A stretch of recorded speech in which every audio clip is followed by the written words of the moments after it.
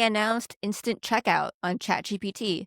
So now you can purchase directly inside ChatGPT, starting with Etsy sellers. And I believe Shopify stores will have this too.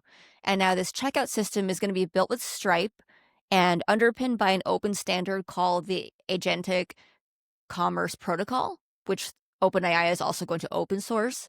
So for now, it only supports single item purchases and US based Etsy merchants.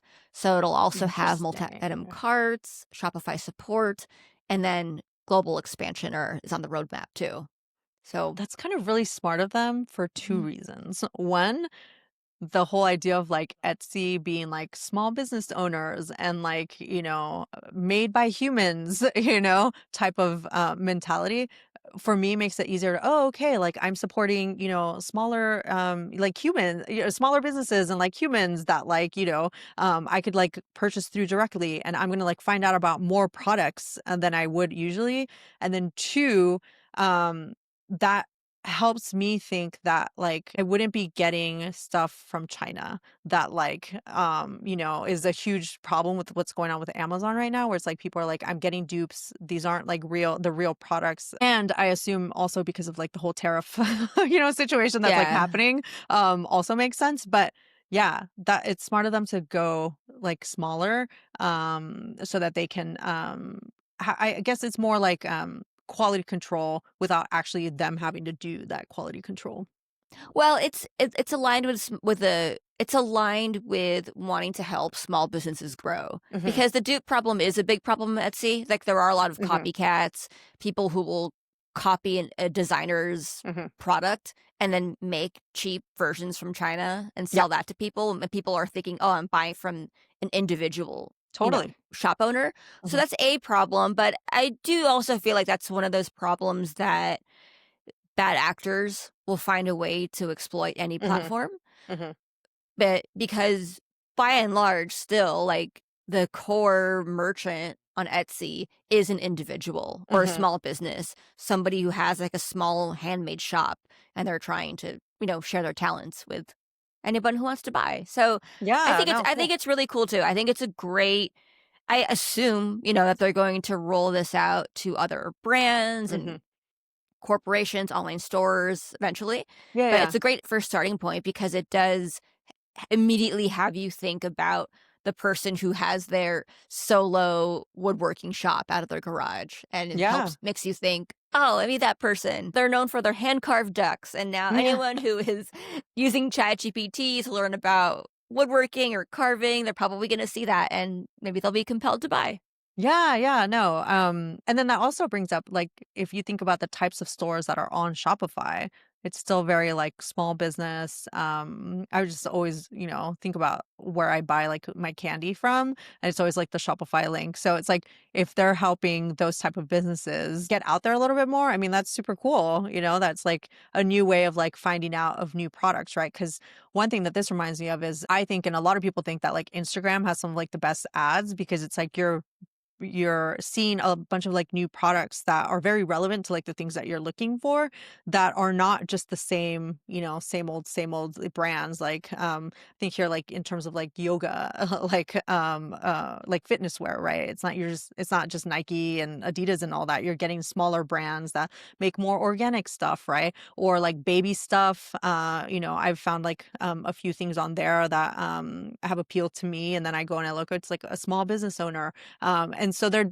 wouldn't have been a way for me to find that out unless it was like through Instagram. So if like ChatGPT starts competing against Instagram in that way, like that would be, I think, as a user, a really cool way to like find and discover new products.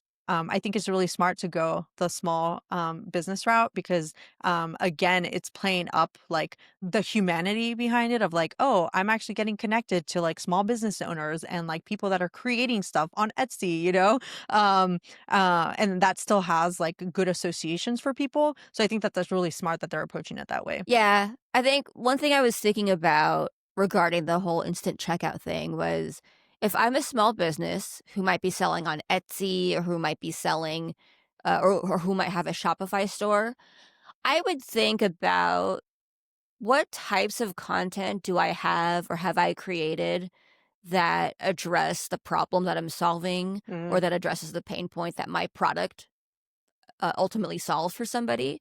Because one thing I would be thinking about is there any way that I can influence my brand showing up in mm, a chat GPT answer? yeah. So I would start thinking about like, what are the what are the long tail keywords that might signal somebody has high intent to purchase? Now, Mhm, it might be a long tail keyword that doesn't have very high search volume, right? But and I know that, yeah, of course, Google search is different from trying to influence the AI overviews and all that stuff. But if you just think of the similar corollaries of search keywords in general as things that people are looking for, things that lots of people care about, I feel like there's probably content opportunities for people perhaps right on their Etsy storefront, right? Where yeah.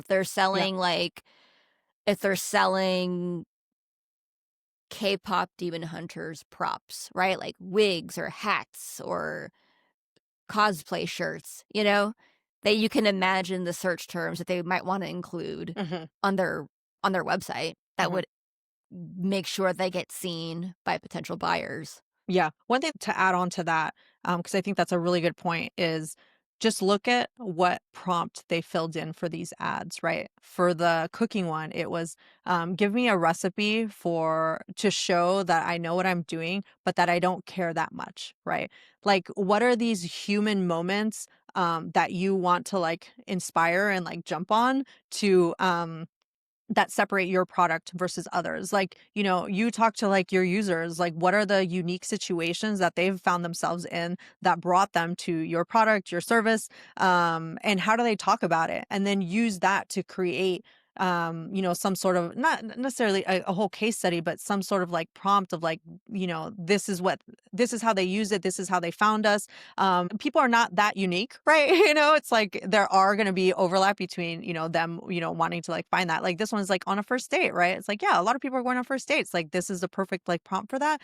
So try to come up with those types of scenarios and then use those to formulate the marketing that you're doing around it or like for like the keywords and stuff. Yeah, that's really good advice. I like that because, yeah, when you think about those prompts, I mean, people are probably not Googling what is a recipe I can make for my date that's not too, it doesn't show that I'm trying too hard. Like, that's Hmm. not something you Google. It's like, No. that's a question you would ask your friend, Yeah. right? Like your friend who knows how to cook. So Hmm. maybe marketers, yeah, could be thinking about these queries like, what is something that a human being would ask their friend who is an Hmm. expert in this thing? Hmm.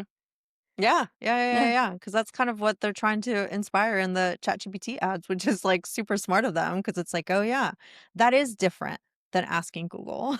Yeah. Maybe it is, better to do that. So, definitely will be using that going forward with a lot of my clients because that's super smart. So I'm glad we had this this chat, Amanda. Look at that, Yeah. learning from each other. Awesome.